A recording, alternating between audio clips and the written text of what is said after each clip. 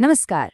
आज हम प्रकाश की दुनिया के एक सबसे बड़े रहस्य को समझने वाले हैं, वेव ऑप्टिक्स यानी तरंग प्रकाशिकी के जरिए। अच्छा, कभी सोचा है कि लाइट यानी प्रकाश आखिर है क्या? क्या वो नन्ही नन्ही गोलियों की बौछार है जो सीधी लाइन में चलती हैं, या फिर समंदर में उठने वाली किसी लहर की तरह है? ये सवाल सदियों तक बड़े बड़े वैज्ञानिकों के लिए भी एक पहेली बना रहा, और इसी पहेली का जवाब वेव ऑप्टिक्स की बिल्कुल जड़ में है। तो आज का हमारा सफर कुछ इस तरह का रहेगा। हम सबसे पहले उस पुरानी बहस से शुरुआत करेंगे, फिर हाइगन्स के जबरदस्त सिद्धांत को समझेंगे, और उसके बाद प्रकाश के उन जादुई पहलुओं को देखेंगे जिन्हें सिर्फ और सिर्फ उसकी वेव नेचर यानी तरंग प्रकृति से ही समझाया जा सकता है। तो चलिए थोड़ा टाइम में पीछे चलते हैं। 17वीं शताब्दी की बात है, जब विज्ञान की दुनिया इस एक सवाल पर पूरी तरह बटी हुई थी कि भाई ये लाइट असल में है क्या चीज।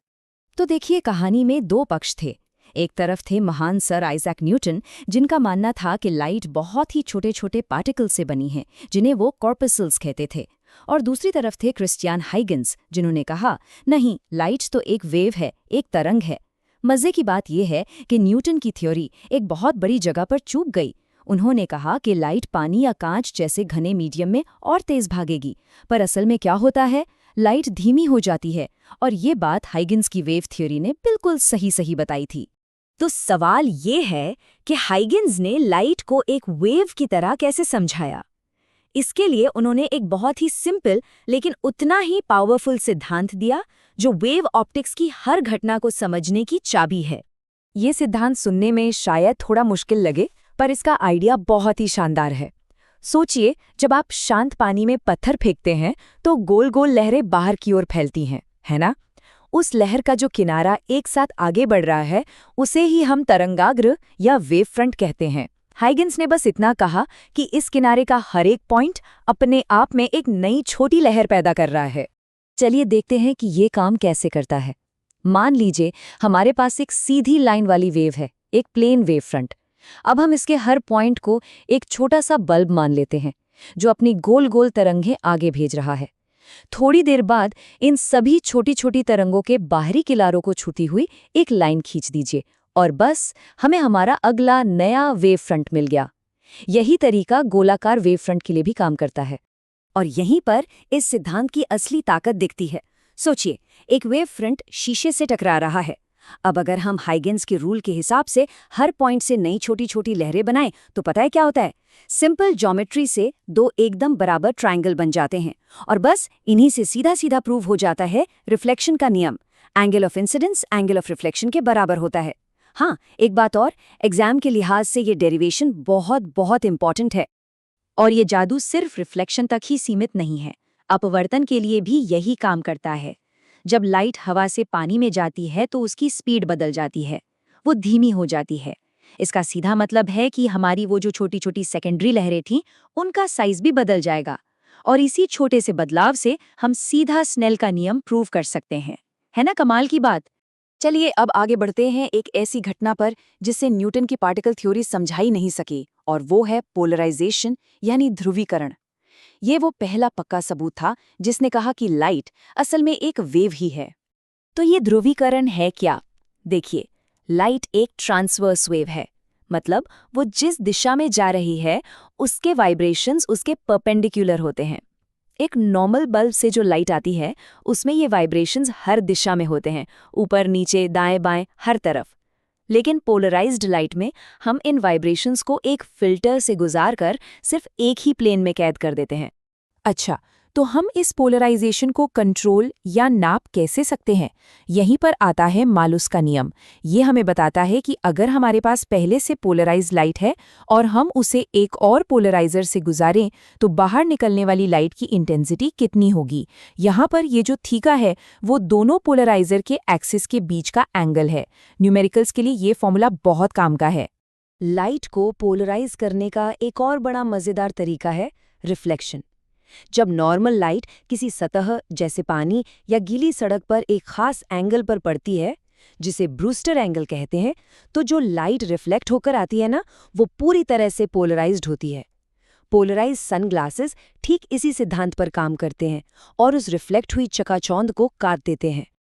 अब बात करते हैं प्रकाश के एक और ऐसे व्यवहार की जो सिर्फ और सिर्फ तरंगे ही दिखा सकती हैं, व्यतिकरण या इंटरफेरेंस। ये वो कमाल की घटना है जहां दो लाइट वेव्स मिलकर या तो एक दूसरे को और चमकीला बना देती हैं या फिर एक दूसरे को पूरी तरह से कैंसिल कर देती हैं, जिससे खूबसूरत पैटर्न बनते हैं। देखिए, एक साफ सुथरा इंटरफेरेंस पैटर्न देखने के लिए एक शर्त है, हमें कोहेरेंट सोर्स चाहिए। इसका मतलब है कि दोनों सोर्स से निकलने वाली तरंगों में एक तालमेल होना चाहिए, जैसे दो डांसर्स एक ही धुन पर नाच रहे हों। दो अलग अलग बल्ब कभी भी कोहेरेंट नहीं हो सकते, इसीलिए हम एक ही बल्ब की लाइट को दो हिस्सों में बांटकर दो सोर्स बनाते हैं। और यही काम किया था थॉमस यंग ने अपने मशहूर डबल स्लिट एक्सपेरिमेंट में। उन्होंने लाइट को दो बहुत ही बारीक पास पास रखी स्लिट से गुजारा। इन दोनों स्लिट्स ने दो कोहेरेंट सोर्स का काम किया, और जब इनसे निकली तरंगें आपस में मिली तो स्क्रीन पर चमकदार और काली धारियों का एक खूबसूरत पैटर्न बन गया, जिसने हमेशा के लिए साबित कर दिया कि लाइट एक वेव है। और हम इस पैटर्न को गणित से समझ सकते हैं। ये फॉर्मूला W = λ/d/d हमें उन धारियों यानी फ्रिंजेस की चौड़ाई बताता है। यहाँ लैम्डा है लाइट की वेवलेंथ, D है स्लिट्स से स्क्रीन तक की दूरी और D है दोनों स्लिट्स के बीच की दूरी। इस फॉर्मूले को अच्छे से याद रखना बहुत जरूरी है।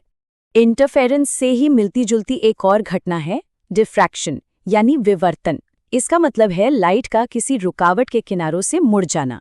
ये भी एक ऐसा गुण है जो सिर्फ तरंगे ही दिखा सकती हैं। कभी दरवाजे के नीचे की पतली सी जगह से रोशनी को फैलते हुए देखा है? बस वही डिफ्रैक्शन है। जब भी लाइट किसी बहुत छोटे से छेद से गुजरती है या किसी तेज किनारे से टकराती है, तो वो सीधी चलने की बजाय थोड़ा मुड़ जाती है, फैल जाती है। ये हमेशा होता है, लेकिन हमें सबसे साफ तब दिखाई देता है जब छेद का साइज लाइट की वेवलेंथ के आसपास हो। जैसे इंटरफेरेंस में पैटर्न बनता है, वैसे ही सिंगल स्लिट से डिफ्रैक्शन में भी चमकदार और अंधेरी धारियों का पैटर्न बनता है। ये जो फॉर्मूला है A sin θ = n लैम्डा, ये हमें बताता है कि वो अंधेरी फ्रिंजेस यानी मिनिमा कहाँ पर बनेंगी। यहाँ n 0 को छोड़कर कोई भी इंटीजर हो सकता है। अच्छा, यहाँ पर इंटरफेरेंस और डिफ्रैक्शन के पैटर्न में फ़र्क समझना बहुत ज़रूरी है। इंटरफेरेंस में सारी चमकदार फ्रिंजेस एक बराबर चौड़ी और एक बराबर चमकदार होती हैं, लेकिन डिफ्रैक्शन में बीच वाली फ्रिंज सबसे चौड़ी और सबसे ज्यादा चमकदार होती है, और फिर किनारों की तरफ इंटेंसिटी तेजी से घटती जाती है। ये एक बहुत बड़ा फर्क है। तो इन सब तरंगों के खेल का असल दुनिया में क्या मतलब है? चलिए इसे जोड़ते हैं एक बहुत ही प्रैक्टिकल चीज से। हमारे इंस्ट्रूमेंट्स जैसे कि टेलीस्कोप या माइक्रोस्कोप की दो बहुत पास रखी चीजों को अलग अलग करके देखने की क्षमता से। किसी भी ऑप्टिकल इंस्ट्रूमेंट की रिजॉल्विंग पावर, मतलब दो बिंदुओं को अलग अलग पहचानने की ताकत, डिफ्रैक्शन की वजह से ही लिमिटेड होती है। क्योंकि लाइट एक वेव है, वो फैलती है और इमेजेस को थोड़ा धुंधला कर देती है। अगर हमें बेहतर रेजोल्यूशन चाहिए तो हमें या तो छोटी वेवलेंथ वाली लाइट इस्तेमाल करनी होगी, या फिर हमारे लेंस या मिरर का अपर्चर यानी द्वारक बड़ा होना चाहिए। तो आज हमने ये तो देख लिया कि प्रकाश एक परफेक्ट वेव की तरह काम करता है, लेकिन मजे की बात यह है कि कहानी यहाँ खत्म नहीं होती। 20वीं सदी में कुछ ऐसे एक्सपेरिमेंट्स हुए जिन्होंने ये साबित किया कि प्रकाश एक पार्टिकल भी है। तो आखिर प्रकाश है क्या? एक कण, एक तरंग, या दोनों एक साथ? ये एक ऐसा सवाल है जो हमें सीधे क्वांटम मैकेनिक्स की हैरान कर देने वाली दुनिया में ले जाता है। एक ऐसी दुनिया जो असलियत के बारे में हमारी पूरी समझ को ही चुनौती देती है।